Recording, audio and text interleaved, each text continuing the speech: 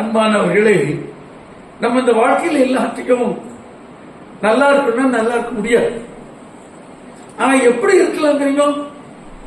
3 வகையான உறவை கொண்டு நல்லா இருக்கலாம். ஒண்ணு என்ன தெரியுமா? ஹலோ உறவு.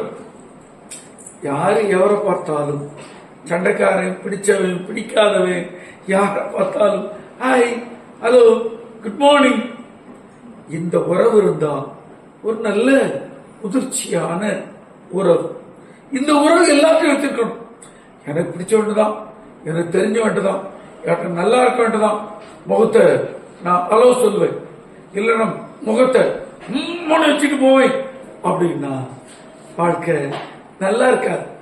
நீ அவரை கடந்து போன பிறகு மண்டை போட்டு பிராண்டும். அவன் என்ன நினைச்சிருப்பான்?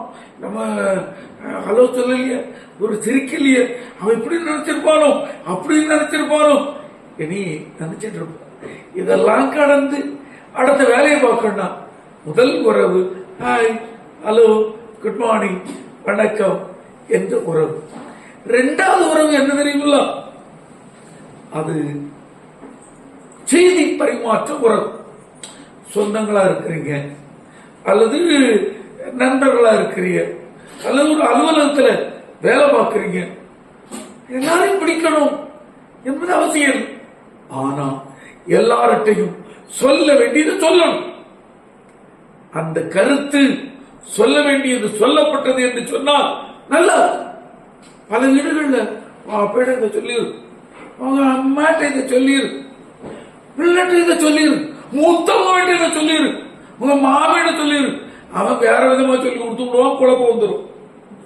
அதனால கொடுக்க வேண்டிய இன்ஃபர்மேஷனை கொடுத்து வாழ்வது முதிர்ச்சியான 2வது உறவு.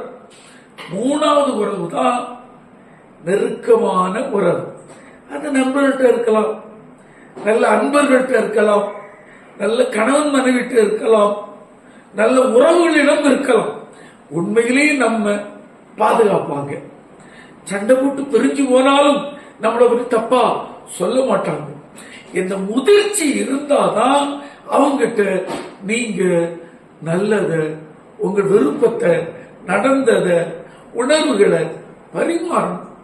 மற்றபடி எல்லாரும் அளவு சொல்லிட்டாங்க, என்கிட்ட நல்லா இருக்கிறாங்க, நான் எல்லாத்தையும் பேசுவேன் அப்படின்னு சொன்னா நீங்க ரோட்ல தான் கிடப்பீங்க. எல்லாரும் உங்களை பற்றி பேசுற மாதிரி தப்பு தப்பா சொல்லி விடுவாங்க.